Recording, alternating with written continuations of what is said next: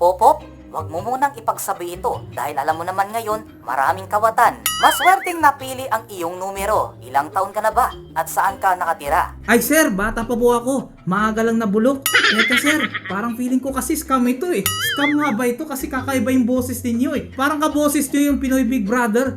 Kasi alam ko si ABS yun eh. Hindi ito scam. Sadyang napakaswerte lang ng numero mo at napili ito. Kung gusto mong i-claim ang pera mo, magkakaroon tayo dito ng shipping fee. Shipping fee? Hindi ko alam na pwede na palang umorder ng pera sa Lazada. Teka lang sir, sayang naman kung mababawasan. Magkiklaim lang ako ng voucher. Baka sakaling pwedeng ma-free delivery. Pera ang pinag-uusapan natin dito at hindi ito Lazada. Maitatalaga kami ditong rider na maghahatid sa iyo ng pera.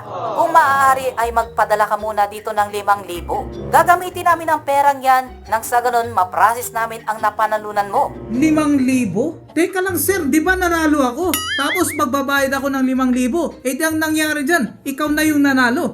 Huwag kang mag-alala, mababalik din sa iyo ang perang yan. At swerte mo, madaragdagan pa. Pero pwede bang ganito na lang? Kung magpapadala ako ng 5,000, pwede bang ikaltas mo na lang dyan sa napanalunan ko?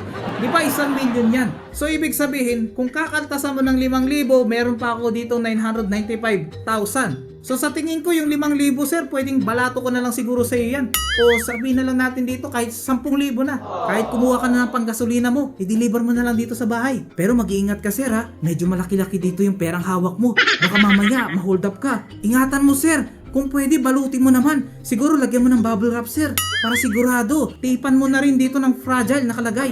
Tapos saka mo i-box para sigurado, sir. Kung pwede, sir, pwedeng pa-video muna bago mo ibiyahe.